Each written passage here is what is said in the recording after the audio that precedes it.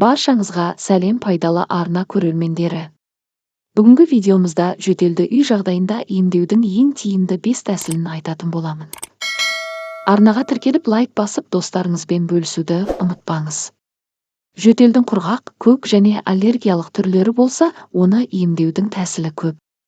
Емханаға барып, екпе салдырудан бұрын үй жағдайында да жөтелден жазылуға болады. Жөтелді үй жағдайында емдеудің ең тиімді 5 тәсілі. Бірінші, сүт пен бал.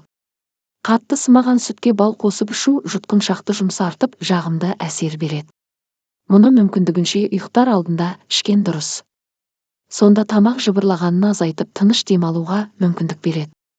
Ол үшін бір кесе немесе бір стакан сүтке 1-2 қасық бал, сосын саусақ ұшымен кішкене ас содасын қосу қажет.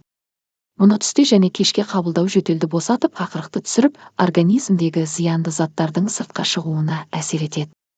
Екінші, көкөністі қолдану. Жөтелді қойдырудың тағы бір әдісі көкөністерді пайдалану. Ол үшін бір картоп, бір алма және бір пиязды суға салып қайнату қажет. Бұл ретте картоп пен алманы сол күйінде, ал пиязды ашып салған дұрыс. Сонымен қатар отты баяу қоюды да ескерген жөн. 2 мәрте қайнатып, суы біраз сарқылғанда оттан аласыз. Дайын болған сұйықтықтан күніне 1 шай қасықтан 3-4 рет ұрттап отырсаңыз, жөтелді қойдырады. Үшінші, құйрық май. Қойдың құйрық майын ертіп пайдалану жөтелге дауа. Ол үшін құйрық майды ысытып, онымен алқым, арқа және 2 табанды сылап шығу керек. Сылаған соң мейлінше қымтанып, қалың жамылып демалған дұрыс. Жылы күйінде майдан 1 қасық ұрттау да жөтелді кетіруді жылдамдатады. Біраздан соң денеңіз жіпсіп терілей бастайды. Себебі құйрық май ішке барған соң қолғаны жібітіп, жанды қинаған жөтел қақырыққа айналады. Төртінші, бумен емдеу.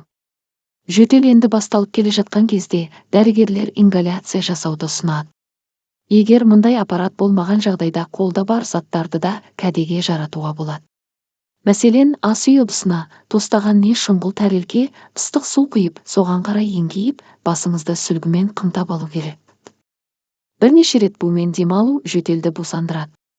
Егер ингалятор аппараты болса, бұл процесс жеңілдей түседі. Бесінші, ірі қара бұрыш. Кәдімгі ұсақ емес, ірі, домалақ пішінді қара бұрыштар жөтелді қойдыруға таптырмас ем. Оның 2-3 данасын ауызға салып шайнау керек. Егер 3 күн қатарынан үзбей, күн сайын 1 мәртеден қолдансаңыз, жөтеліңіз қайта бастайды. Қара бұрыш кеңірдекті емдеп, тыныс жолдарын ашып, жөтелуге мәжбүр етіп тұрған бактерияларды жояды. Сондай-ақ қара бұрышты қайнаған сүтке араластырып ішуге де болады.